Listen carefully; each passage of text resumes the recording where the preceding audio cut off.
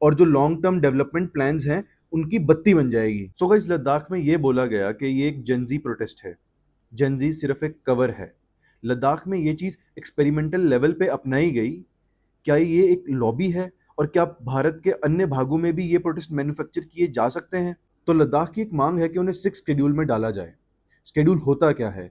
जो चीजें आर्टिकल्स में कवर नहीं हुई उसके लिए शेड्यूल्स बनाए गए कॉन्स्टिट्यूशन ऑफ इंडिया में। इस चीज को समझने के लिए हमें 6 शेड्यूल और 5th शेड्यूल को समझना पड़ेगा। तो 5th शेड्यूल ये कहता है, सेंट्रल इंडिया और पेनिनसुला इंडिया के सारे ट्राइबल एरियाज, इधर कोई भी डेवलपमेंट होगा ये अपनी कौंसिल्स बनाकर गवर्नर के साथ एंगेज करेंगे, डेवलपमेंट प्लान्स बनाएंगे और उसे एग्जीक्यूट करेंगे। 6 schedule is for people of north east, क्योंकि उनकी संस्कृति, कल्चर, उनका रहने सहने का तरीका बहुत अलग है। 6 शेड्यूल नॉर्थ ईस्ट के ट्राइबल ग्रुप्स को कुछ अलग पावर्स देता है। यहाँ ट्राइबल काउंसिल सिर्फ डेवलपमेंट प्लान नहीं बनाएंगी, वो एग्जीक्यूट भी करेंगी। उनके पास जुडिशियल पावर्स भी हैं और उनके पास टैक्स रेज करने की भी पावर्स हैं। लद्दाख में एक चुनिंदा वर्ग है जो प्रोटेस्ट कर रहा है, जो चाहता है कि 6 शेड्यूल में डाला जाए, क्योंकि डेवलपमेंट नहीं हो रहा। अगर डेवलपमेंट नहीं हो रहा तो आपने 5th शेड्यूल की मांग क्यों नहीं करी? 6 शेड्यूल में इसलिए भी डालना है क्योंकि गवर्नमेंट ऑफ इंडिया जो डेवलपमेंट प्रोजेक्ट्स कर रही है वो लद्दाख की इन्वायरमेंट को डैमेज कर रहा है। 6 शेड्यूल में अगर ऐड करना है तो पहले एक कॉन्स्टिट्यूशनल अमेंडमेंट करना पड़ेगा।